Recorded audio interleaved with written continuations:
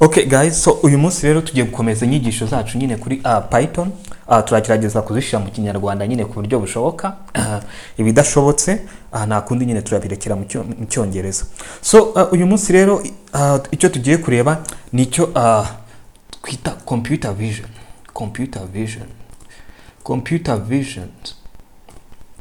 Hano computer vision dushatse kuvuga iki hano?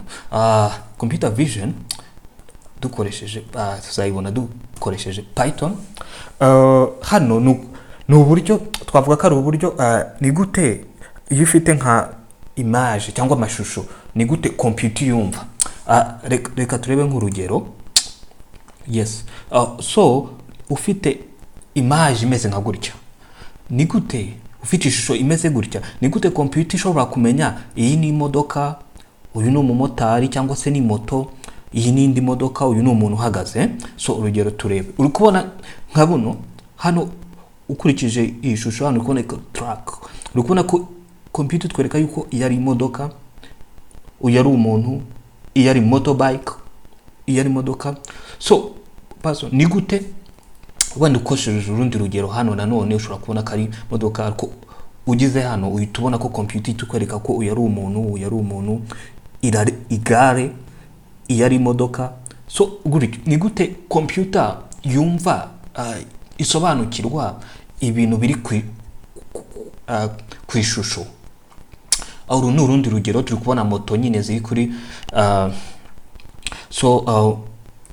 uri kubona ko computer irabibona nyine ni motorbike ni moto, yarangiza nani kaza kari truck. So ni gute computer ibyumva rero hano rero nibyo cyangwa uri kubona nko kuri iyo foto uri kubona ko computer ishobora kubona ki ari face, ari mu maso, ikabona ko irari ijisho hano ko ari ku izuru. So twihuse rero ni gute computer ibimenya. So hango ni computer vision niyo target, nicyo kibazo ishaka gusubiza, ni gute computer ibimenya. So rero muri computer vision munsi yayo hazamo icyo twita image processing. No image, digital image processing. Hano rero digital image processing ni iki? Ni kuvuga ni hahandi ni gute nyine computer ifata ama image. Ni kuvuga cyagiye ufite nka appareil photo ugafotora, ni gute iriya image iba saved cyangwa iba stored muri memoire.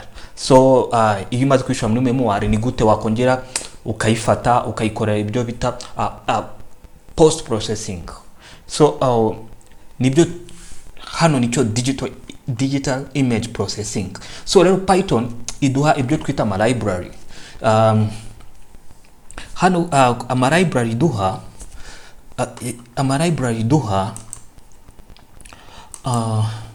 navugamo ayo tugiye nyine ayo tuzakoresha. So hari yitwa opencv. Iyi ngiyi ni library Python iduha ituma dushobora kumanipira cyangwa gukora kuma image. Iya kabiri ni yitwa scikit-image. Iya gatatu ni yitwa Python image library. So izi ngizi nizo zidufasha nyine kumanipulating cyangwa se gukora kuma image. So munsi yayo navuga yuko hazamo munsi yazo navuga yuko hazamo indi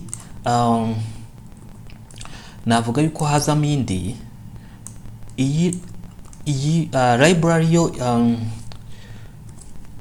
yitwa matplot. Iyi ni iki rero? Iyi ngiyi yo idufasha iki? Iyi ngiyi idufasha muri visualization. Ni ukuvuga igihe ushaka nyine kureba image muri computer, kugira ushaka computer yerekana izo image cyangwa se izindi data uba ufite. So iyi cyangwa matplotlib, iyi library nicyo idufasha. So hano naho nizere ko humvikana. So hanyuma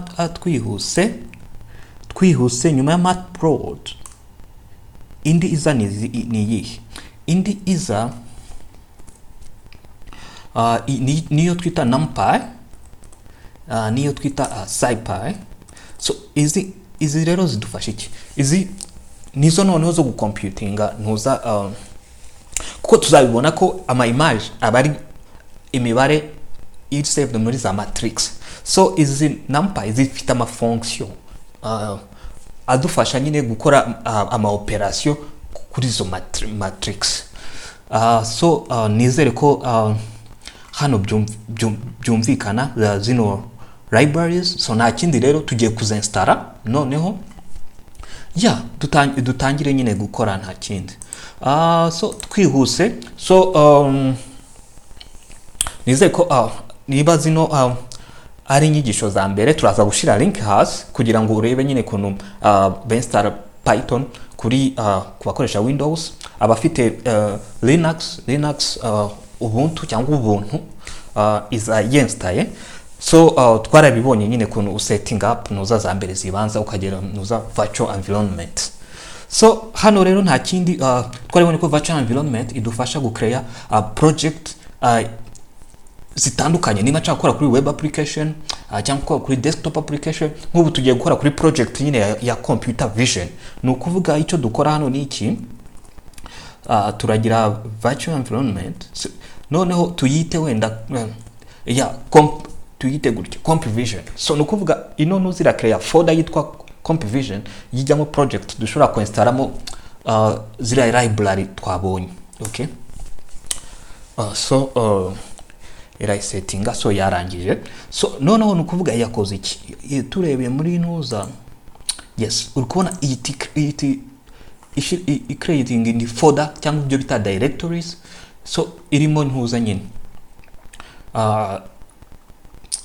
yes. So twihuse. So hano noneho ni iki, iyo umaze rero gucreate iriya virtual environment uraactivating. Ibi twarabibonye, tuzashira link hasi ya video bikora. So ni gute reactivating? Hano ni kuri Linux Ubuntu, kuri Windows biratandukanye ariko twarabibonye, turashira link video aho hasi nyine.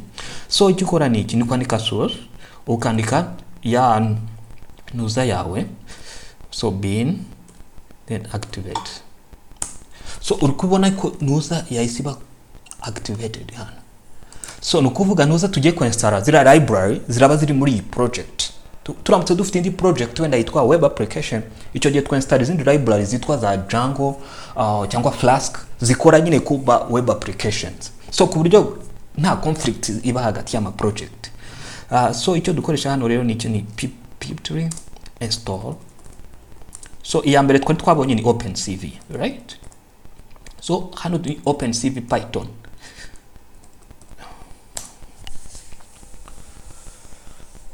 So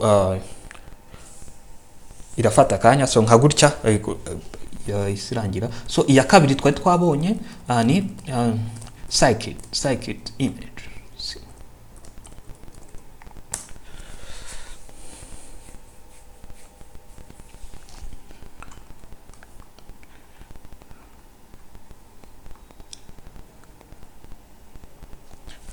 Yes, so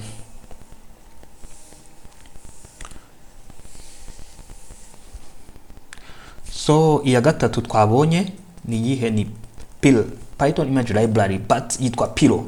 So nukwitonda gwandika Pilo hari wandika, so reka mbikugire. So wandika Pilo uri kubibona hano Pilo.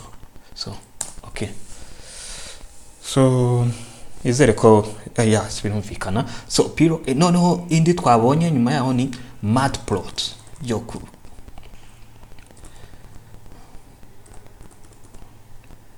Matplot.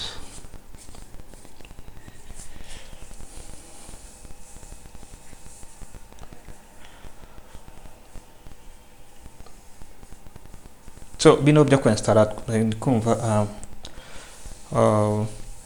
keretse nyine ari video ya mbere cyangwa inyigisho za mbere dukoranye, ariko ubundi ibintu twarabibonye ukuntu benstara n'ibiki. So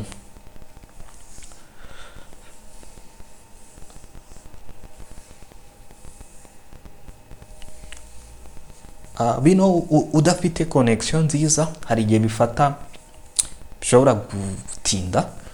So icyo gihe ushobora kugenda ugafata ka coffee ukaba uri kwenjoyinga. Yeah, so yarangiye segmentation. So what did that? So install matplotlib spiro yarangiye. Okay, so iyo dukurikizaho niki numpy.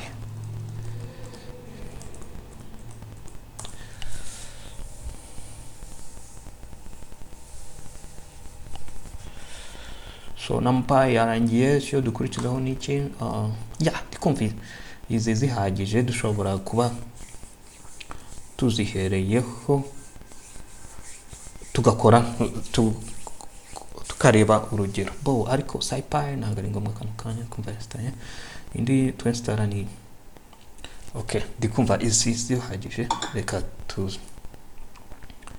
tuzihereho none tugire. So kadukoreshe nuza Jupyter ni